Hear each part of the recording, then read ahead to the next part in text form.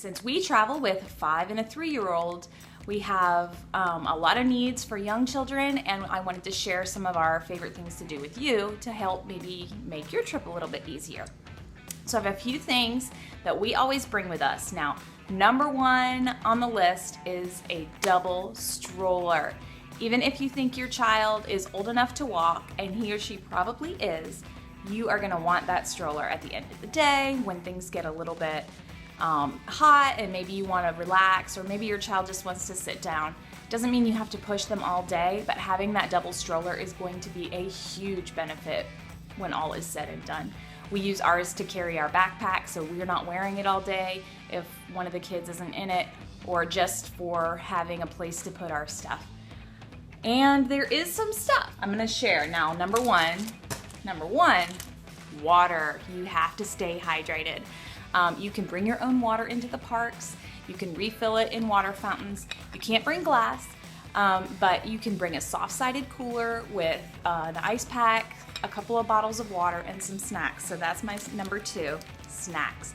We bring cereal bars, we bring pretzels, anything that's not gonna get melty. It really helps when you're standing in a line or waiting to get into the park, to give the kids something to focus on. Of course, we are going to Florida, so because we're having our stroller with us, we're going to bring a stroller fan.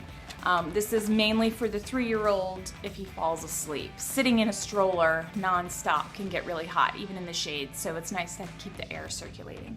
And of course, we want to prepare for the rain, so we grabbed some really cute little ponchos. I got these on Amazon, and this one's a shark. Look at the back. Isn't that cute? So we're gonna have a couple of ponchos. So far, we've never needed our ponchos. Knock wood, right? But it's always a good idea to have them, and we've got a couple for ourselves too. If your kids are really small and they really want to get wet, I like to have a bathing suit. We did this for my oldest when we went to the Magic Kingdom a couple years ago. We went to Donald's boat, which is not there anymore, but we let him splash around. We just put him in a bathing suit and he got soaked. He loved it. It was a great way to relax for a few minutes, give us a break, and let him cool off. And then we changed him back into his dry clothes. Definitely want to have a change of clothes for the younger kids, especially if they're in diapers.